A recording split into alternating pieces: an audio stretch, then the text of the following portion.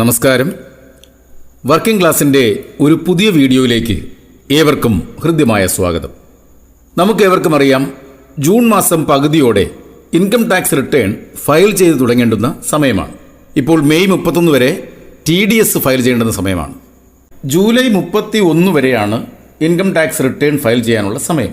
അതിനു മുൻപായി തന്നെ എല്ലാ ജീവനക്കാരും 2022-23 സാമ്പത്തിക വർഷത്തിൽ നമുക്ക് ലഭിച്ച വരുമാനത്തിൻ്റെ റിട്ടേൺ ഫയൽ ചെയ്തിരിക്കേണ്ടതാണ്.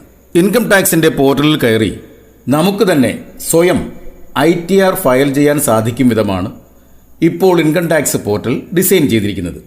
ഒരു 10 മിനിറ്റ്, വെറും 10 മിനിറ്റ് മാത്രം മനസ്സിരുത്തി പഠിച്ചാൽ എല്ലാവർക്കും സ്വന്തം ടാക്സ് റിട്ടേൺ ഫയൽ ചെയ്യാൻ സാധിക്കും. അതിനായി നമ്മൾ ആദ്യം ചെയ്യേണ്ടത് ഇൻകം ടാക്സിൻ്റെ പോർട്ടലിൽ രജിസ്റ്റർ ചെയ്യുക എന്നതാണ്. ജൂൺ ആകുമ്പോൾ നമുക്ക് റിട്ടേൺ ഫയൽ ചെയ്ത് തുടങ്ങാൻ കഴിയും. എന്നാൽ അതിനു മുൻപേ തന്നെ നമ്മൾ എന്ത് ചെയ്തിരിക്കണം? ഇൻകം ടാക്സിൻ്റെ പോർട്ടലിൽ നമുക്ക് സ്വന്തമായൊരു യൂസർ ഐഡിയും ഒരു പാസ്വേഡും ക്രിയേറ്റ് ചെയ്ത് നമ്മൾ ഇൻകം ടാക്സിൽ രജിസ്റ്റർ ചെയ്തിരിക്കേണ്ടതാണ്. മിക്ക ആളുകൾക്കും സംശയമാണ്, ഇതൊക്കെ നമുക്കെങ്ങനെ സ്വയം ചെയ്യാൻ കഴിയും? എല്ലാ വർഷവും നമ്മൾ പ്രൊഫഷണൽ ഏജൻസികൾക്ക് അല്ലെങ്കിൽ വ്യക്തികൾക്കൊക്കെ ഫീസ് കൊടുത്ത് ചെയ്യുന്ന ITR ഫയലിംഗ് നമുക്കെങ്ങനെ സ്വയം ചെയ്യാൻ കഴിയും? അങ്ങനെ സംശയമുള്ളവർക്ക് വേണ്ടിയാണ് ഈ വീഡിയോ ചെയ്യുന്നത്. അതായത് ഈ വർഷം നമ്മുടെ റിട്ടേൺ നമ്മൾ തന്നെ ഫയൽ ചെയ്യുന്നു എന്നർത്ഥം. അതിനാദ്യം വേണ്ടത് ഇൻകം ടാക്സ് പോർട്ടലിൽ ഒരു ലോഗിൻ ഐഡിയും പാസ്വേഡും ക്രിയേറ്റ് ചെയ്യുക എന്നതാണ്. അങ്ങനെ ചെയ്താൽ സ്വന്തമായി ITR ഫയൽ ചെയ്യാം. അതിലൂടെ നമ്മൾ അധികമായി അടച്ച നികുതി നമുക്ക് തിരികെ വാങ്ങാം.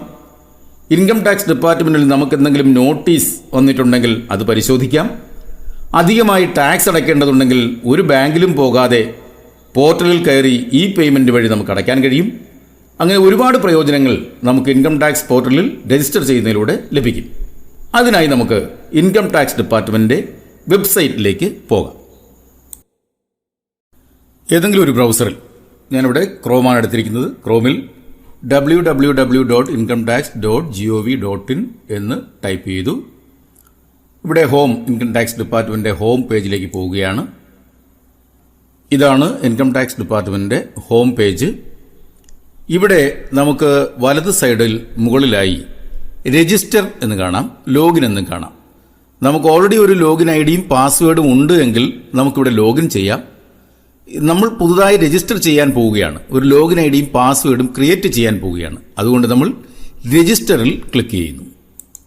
രജിസ്റ്ററിൽ ക്ലിക്ക് ചെയ്തപ്പോൾ നമുക്ക് ഇതുപോലൊരു പേജ് ഓപ്പണായി. Let's get started. നമ്മളിവിടെ രജിസ്റ്റർ ആസ് ടാക്സ് പെയർ ആണോ അതേഴ്സ് ആണോ? നമ്മൾ ടാക്സ് പെയർ ആയതുകൊണ്ട് നമ്മൾ ടാക്സ് പെയർ സെലക്ട് ചെയ്യുന്നു. ഇനി നമ്മുടെ പാൻ നമ്പർ എൻട്രി ചെയ്യാനുള്ള സ്ഥലമാണ്.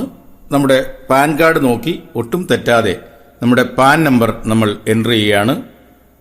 പാൻ നമ്പർ എൻട്രി ചെയ്ത് കഴിഞ്ഞാൽ ഉടൻ തന്നെ ഇവിടെ വാലിഡേറ്റ് എന്ന് പറയുന്ന ഒരു ബട്ടണുണ്ട്. നമ്മളിവിടെ വാലിഡേറ്റ് ബട്ടണിൽ ക്ലിക്ക് ചെയ്യുകയാണ്. അപ്പോൾ മെസ്സേജ് വന്നു, പാൻ വാലിഡേറ്റഡ് സക്സസ്ഫുള്ളി. അതായത് നിലവിൽ ഇതുപോലൊരു പാൻ ഉണ്ട്. ചിലപ്പോൾ നമ്മുടെ അക്ഷരങ്ങൾ ഏതെങ്കിലുമൊക്കെ തെറ്റിപ്പോയി കഴിഞ്ഞാൽ ഇത് സക്സസ്ഫുൾ ആയിട്ട് വാലിഡേറ്റ് ചെയ്യാൻ കഴിയില്ല. അപ്പോൾ അത് ഓൾറെഡി നമ്മുടെ കയ്യിൽ ഇതുപോലൊരു പാൻ കാർഡ് ഉള്ളതുകൊണ്ടാണ് പാൻ വാലിഡേറ്റഡ് സക്സസ്ഫുള്ളി എന്ന് വന്നത്. ഇതിനുശേഷം please confirm if you want to register as individual taxpayer. നമ്മൾ തീർച്ചയായും നമ്മൾ ഇൻഡിവിജ്വൽ ടാക്സ് പെയർ ആണ്, അതുകൊണ്ട് നമ്മൾ യെസ് കൊടുക്കുന്നു. അതിനുശേഷം കണ്ടിന്യൂ ബട്ടൺ ക്ലിക്ക് ചെയ്യുന്നു. അപ്പോൾ നമ്മുടെ ബേസിക് ഡീറ്റെയിൽസ് കൊടുക്കാനുള്ള ഒരു പേജ് ഓപ്പൺ ആയി വന്നിരിക്കുകയാണ്. ഇവിടെ നമ്മൾ ശ്രദ്ധിക്കുക, നമ്മുടെ പാൻ നമ്പർ അവിടെ ഓട്ടോമാറ്റിക്കായിട്ട് തന്നെ വന്നിട്ടുണ്ട്. ഇനി നമ്മുടെ പാൻ കാർഡിലുള്ള പേരിലെ ലാസ്റ്റ് നെയിം ആണ് നമ്മൾ കൊടുക്കേണ്ടത്. ഈ ലാസ്റ്റ് നെയിം എന്ന് പറയുന്നത് എന്താണെന്ന് ആദ്യം നോക്കാം. നമ്മുടെ പാൻ കാർഡിൽ ആദ്യം ഒരു 5 ആൽഫബറ്റ്, പിന്നെ 4 നമ്പേഴ്സ്, പിന്നെ ഒരു ഇംഗ്ലീഷ് അക്ഷരം, ഇങ്ങനെയാണ് വരുന്നത്. അതിൽ 5 ആൽഫബറ്റുകളിൽ, ആദ്യത്തെ 5 ആൽഫബറ്റുകളിൽ 5ാമത് കിടക്കുന്ന അക്ഷരത്തിൻ്റെ എക്സ്പാൻഷനാണ് സാധാരണഗതിയിൽ ലാസ്റ്റ് നെയിം എന്നതുകൊണ്ട് ഉദ്ദേശിക്കുന്നത്. അപ്പോൾ ഇവിടെ കിടക്കുന്ന അക്ഷരത്തിൻ്റെ എക്സ്പാൻഷൻ ഞാൻ കൊടുക്കുകയാണ് ലാസ്റ്റ് നെയിമായിട്ട്. ഈ പാൻ കാർഡിൻ്റെ ഉടമയുടെ ഇനിഷ്യലാണത്, അതിൻ്റെ എക്സ്പാൻഷനാണ് ഞാൻ കൊടുത്തിരിക്കുന്നത്. മിഡിൽ നെയിമും ഫസ്റ്റ് നെയിമും നമ്മൾ കൊടുക്കണമെന്ന് നിർബന്ധമില്ല, അത് നമുക്ക് സ്കിപ്പ് ചെയ്യാം. ഇനിയുള്ളത് ഡേറ്റ് ഓഫ് ബർത്ത് ആണ്. ഡേറ്റ് ഓഫ് ബർത്ത് കറക്റ്റായിട്ട് കൊടുക്കുക. നമ്മുടെ പാൻ കാർഡിൽ കിടക്കുന്ന ഡേറ്റ് ഓഫ് ബർത്ത് അത് നമുക്ക് സെലക്ട് ചെയ്യാനേ കഴിയുള്ളൂ, നമുക്ക് മാനുവലായിട്ട് എൻ്റർ ചെയ്യാൻ കഴിയില്ല. ഇവിടെ ഇയർ സെലക്ട് ചെയ്യാം. ആദ്യം ഇയർ സെലക്ട് ചെയ്തു. അതിനുശേഷം മന്ത് സെലക്ട് ചെയ്തു. ഇനി ഡേറ്റ്. അപ്പോൾ ഡേറ്റ് ഓഫ് ബർത്ത് ഇവിടെ ആയിക്കഴിഞ്ഞു. മെയിലാണോ ഫീമെയിലാണോ ട്രാൻസ്ജെൻഡർ ആണോ എന്നാണ്. ഇവിടെ ഞാൻ ഫീമെയിലാണ് കൊടുക്കുന്നത്, കാരണം എൻ്റെ കയ്യിലിരിക്കുന്ന പാൻ കാർഡ് ഒരു ഫീമെയിലിൻ്റെയാണ്. ഫീമെയിൽ കൊടുത്തു. റെസിഡൻഷ്യൽ സ്റ്റാറ്റസ് കൊടുത്തു. റെസിഡൻറ്റ്, ഇന്ത്യക്കകത്ത് തന്നെ താമസിക്കുന്ന ആളായതുകൊണ്ട് റെസിഡൻറ്റ് കൊടുക്കാം. കണ്ടിന്യൂ കൊടുക്കുന്നു. പക്ഷേ ഇവിടെ ഒരു പ്രശ്നമുണ്ട്. Name entered is not as per PAN, please retry. നമ്മൾ എന്താ ചെയ്തത്? നമ്മുടെ ലാസ്റ്റ് നെയിമാണ് നമ്മളിവിടെ കൊടുത്തത്. പക്ഷേ ഇൻകം ടാക്സിൻ്റെ രേഖകളിൽ ഒരുപക്ഷെ ഇതായിരിക്കണമെന്നില്ല നമ്മുടെ ലാസ്റ്റ് നെയിം. അങ്ങനെ വരുമ്പോൾ നമ്മൾ പല പേരുകളും ഇട്ട് നോക്കും. നമ്മുടെ പേരിൻ്റെ ആദ്യത്തെ അക്ഷരം അല്ലെങ്കിൽ അത് വെച്ച് തുടങ്ങുന്ന പേരിടാം, വീട്ടുപേരിട്ട് നോക്കാം. ഏതിട്ട് നോക്കിയാലും ചിലപ്പോൾ ഈ ലാസ്റ്റ് നെയിം കൃത്യമായി വരണം നിർബന്ധമില്ല. അങ്ങനെ വരുമ്പോഴാണ് നമുക്കൊരു വെബ്സൈറ്റ് ഞാൻ പരിചയപ്പെടുത്താം. അത് മഹാരാഷ്ട്ര ഗവൺമെൻറ്റിൻ്റെ ഒരു വെബ്സൈറ്റാണ്. ആ വെബ്സൈറ്റ്, അതിൻ്റെ ലിങ്ക് ഞാൻ താഴെ ഡിസ്ക്രിപ്ഷനിൽ കൊടുത്തേക്കാം. ആ വെബ്സൈറ്റിൽ കയറിയാൽ നമുക്ക് ഇദ്ദേഹത്തിൻ്റെ യഥാർത്ഥത്തിലുള്ള ലാസ്റ്റ് നെയിം ഏതാണെന്ന് നമുക്ക് കണ്ടുപിടിക്കാൻ കഴിയും. അതിനായി ഞാൻ ആ വെബ്സൈറ്റിലേക്ക് പോവുകയാണ്. അപ്പോൾ ഇതാണ് ആ വെബ്സൈറ്റ്. ഈ വെബ്സൈറ്റിൽ ടിന്നെന്നും പാനെന്നും ഒക്കെ നമുക്ക് കാണാൻ കഴിയും. നമ്മളിവിടെ പാൻ സെലക്ട് ചെയ്യുന്നു. അതിനുശേഷം നമ്മുടെ പാൻ നമ്പർ ഇവിടെ കൊടുക്കുകയാണ്. നമ്മുടെ ലാസ്റ്റ് നെയിം കണ്ടുപിടിക്കാൻ പല വഴികളും നോക്കിയിട്ട് നടന്നില്ല. അവസാനത്തെ ഒരു വഴിയാണിത്. നമ്മളിവിടെ നമ്മുടെ പാൻ നമ്പർ കൊടുക്കുകയാണ്. പാൻ നമ്പർ കൊടുത്തു. അതിനുശേഷം ഈ കാണുന്ന ക്യാപ്ച നമുക്കിവിടെ എൻ്റർ ചെയ്യാം. ക്യാപ്ച എൻ്റർ ചെയ്തു. അതിനുശേഷം നെക്സ്റ്റ് കൊടുക്കുന്നു. ഇവിടെ നമ്മുടെ ലാസ്റ്റ് നെയിമാണ് വന്നിരിക്കുന്നത്. ഈ ലാസ്റ്റ് നെയിം പൂർണ്ണമായും നമ്മൾ എഴുതണം. ഇവിടെ 2 പേരുകളുണ്ട്. പക്ഷേ ഈ 2 പേരുകൾ ചേർന്നുള്ള പേരാണ് നമ്മുടെ ലാസ്റ്റ് നെയിമായിട്ട് ഇവിടെ കാണുന്നത്. ഈ പേര് തന്നെ നമ്മൾ അവിടെ കൊടുത്താലേ നമുക്ക് എന്ത് കിട്ടത്തുള്ളൂ? യഥാർത്ഥത്തിലുള്ള ലാസ്റ്റ് നെയിം കിട്ടുകയുള്ളൂ. നമ്മൾ വീണ്ടും ആ സൈറ്റിലേക്ക് പോവുകയാണ്. നമ്മളിവിടെ ലാസ്റ്റ് നെയിം കൊടുത്തു നോക്കി, ശരിയായില്ല. ഇപ്പോൾ നമുക്ക് മഹാരാഷ്ട്ര GSTയുടെ വെബ്സൈറ്റിൽ നിന്നും കിട്ടിയ ആ ലാസ്റ്റ് നെയിം നമ്മളിവിടെ എൻ്റർ ചെയ്യുകയാണ്. എൻ്റർ ചെയ്തു. കിട്ടുന്നുണ്ടോ നോക്കാം. നേരത്തെ പറഞ്ഞ പോലെ ഡേറ്റ് ഓഫ് ബർത്ത് ഇവിടെ ഉണ്ട്, ബാക്കിയെല്ലാം ഉണ്ട്. നമ്മൾ കണ്ടിന്യൂ ചെയ്യുന്നു. ശരിയാണ്, ആ ലാസ്റ്റ് നെയിം കറക്റ്റാണ്. ആ ലാസ്റ്റ് നെയിമാണ് നമ്മളിപ്പോൾ ഉപയോഗിക്കേണ്ടിയിരിക്കുന്നത്. ഓക്കെ, ഇനി നമുക്ക് നമ്മുടെ കോണ്ടാക്ട് ഡീറ്റെയിൽസ് കൊടുക്കാനുള്ള പേജാണ് എത്തിയിരിക്കുന്നത്. കോണ്ടാക്ട് ഡീറ്റെയിൽസ് നമുക്ക് കൊടുത്തു തുടങ്ങാം. അപ്പോൾ ആദ്യം നമുക്ക് നമ്മുടെ പ്രൈമറി മൊബൈൽ നമ്പർ ആഡ് ചെയ്യാം. ഈ മൊബൈൽ നമ്പറിലേക്കായിരിക്കും നമുക്കൊരു OTP വരുന്നത്. അതുകൊണ്ട് നമ്മുടെ കൈവശമുള്ള ഫോണിലെ നമ്പർ തന്നെ കൊടുക്കുക. ഞാനൊരു നമ്പർ കൊടുത്തു. Primary mobile number belongs to, ഇത് ആരുടേതെന്നാണ് ചോദിക്കുന്നത്.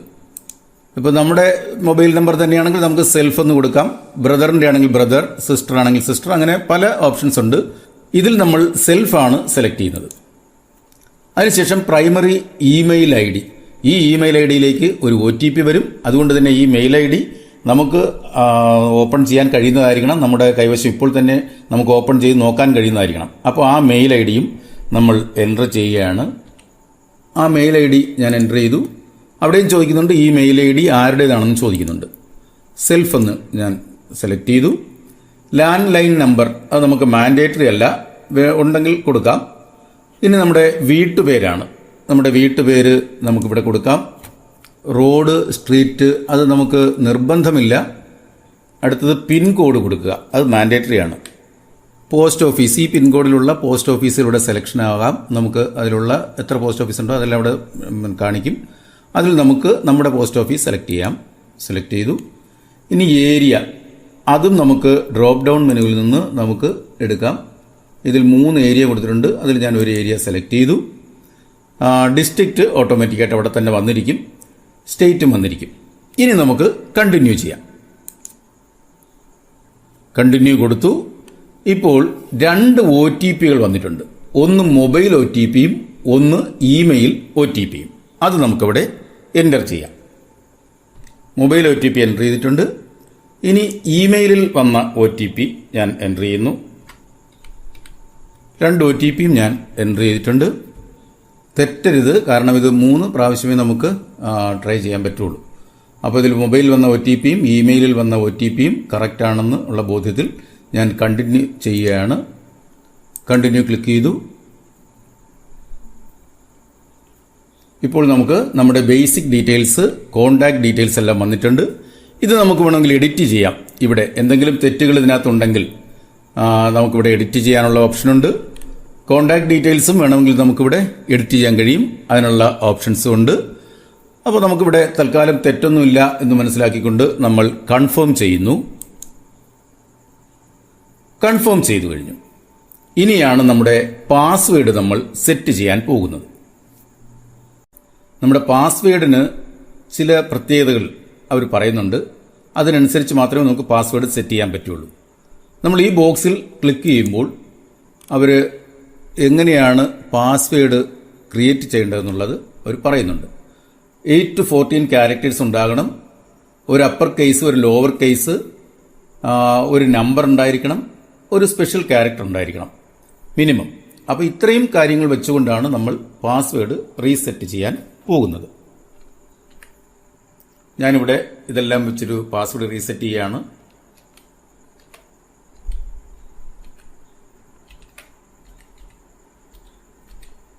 പാസ്വേഡ് വേണമെങ്കിൽ എനിക്കിവിടെ നോക്കാം. ശരിയാണ്. അതേ പാസ്വേഡ് തന്നെ നമ്മളിവിടെ കൺഫേം പാസ്വേഡായിട്ടും കൊടുക്കുക. അത് ഞാൻ കൊടുത്തു. അതിനുശേഷം നമുക്കിവിടെ ഒരു പേഴ്സണലൈസ്ഡ് മെസ്സേജ് നമുക്ക് കൊടുക്കാം. അത് നമുക്കിഷ്ടപ്പെട്ടൊരു മെസ്സേജ്. ആ മെസ്സേജ് എന്തൊക്കെ ആയിക്കൂടാ എന്നുള്ള ഒരു നിർദ്ദേശം അവർ പറയുന്നുണ്ട്.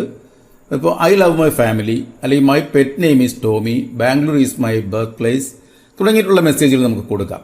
എന്നാൽ ചില പേഴ്സണാലിറ്റി ഐഡന്റിഫയബിൾ ഇൻഫർമേഷൻ, നമുക്ക് ഫുൾ നെയിമോ ആധാർ നമ്പറോ ഇതൊന്നും നമ്മൾ കൊടുക്കാൻ പാടില്ല. കാരണം ഇത് നമുക്ക് മാത്രം അറിയാവുന്ന ഒരു മെസ്സേജാണ്. ആ മെസ്സേജ് നമ്മളിവിടെ കൊടുക്കുകയാണ്. ഞാനിപ്പോൾ എൻ്റെ ഒരു പേഴ്സണലൈസ്ഡ് മെസ്സേജ് ഞാനിവിടെ കൊടുക്കുന്നു.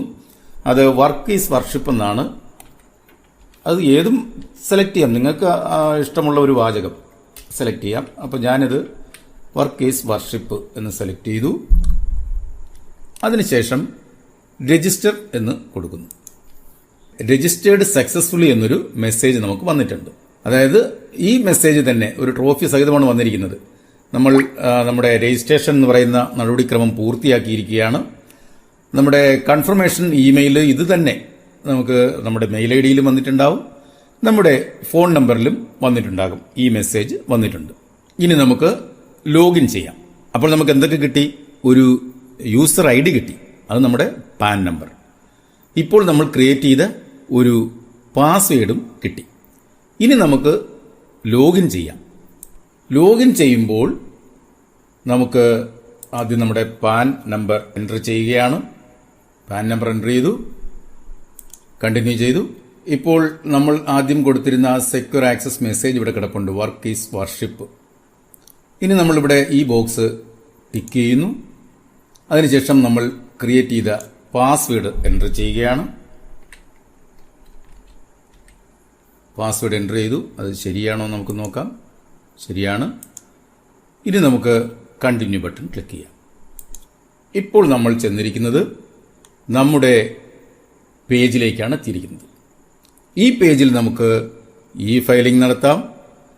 നമ്മൾ നടത്തിയിട്ടുള്ള റീസെൻ്റ് ആയിട്ടുള്ള റിട്ടേൺസ് ഏതൊക്കെയാണെന്ന് നോക്കാം. ഒരുപാട് കാര്യങ്ങൾ നമുക്കിതിൽ നിന്നും ചെയ്യാൻ കഴിയും. അപ്പോൾ ഇവിടം വരെ ആയപ്പോൾ നമ്മൾ രജിസ്ട്രേഷൻ കംപ്ലീറ്റ് ആയിരിക്കുകയാണ്. ഇനി നമുക്ക് അടുത്ത അധ്യായത്തിൽ എങ്ങനെ ഫയലിംഗ് നടത്താം എന്ന് പരിശോധിക്കാം. അപ്പോൾ മെയ് 31 വരെ നമുക്കറിയാം TDS ഫയൽ ചെയ്യേണ്ട സമയമാണ്. അത് കഴിഞ്ഞ് ഒരാഴ്ച അല്ലെങ്കിൽ 10 ദിവസം കഴിയുമ്പോഴേക്കും ഫയലിങ്ങിന് സൈറ്റ് റെഡി ആയിരിക്കും. അപ്പോൾ നമുക്ക് ഫയലിംഗ് ചെയ്യേണ്ടത് എങ്ങനെയെന്നുള്ളതിന് വളരെ സിമ്പിളായി വിവരിക്കുന്ന ഒരു വീഡിയോയുമായി ഞാൻ വരുന്നതാണ്. ആ വീഡിയോയുടെ നോട്ടിഫിക്കേഷൻ നിങ്ങൾക്ക് കിട്ടണമെങ്കിൽ വർക്കിംഗ് ക്ലാസ് എന്ന ഈ ചാനൽ നിങ്ങൾ സബ്സ്ക്രൈബ് ചെയ്യണം. സബ്സ്ക്രൈബ് ചെയ്തിട്ടുള്ളവർ ഈ വീഡിയോ ലൈക്ക് ചെയ്യുക.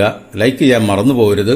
അതുപോലെ തന്നെ പരമാവധി ആൾക്കാർക്ക് ഷെയർ ചെയ്തു കൊടുക്കുക. എല്ലാവർക്കും പ്രയോജനപ്പെടുന്ന ഒരു വീഡിയോയുമായി അടുത്ത ആഴ്ച വീണ്ടും വരുന്നതാണ്. Thank you.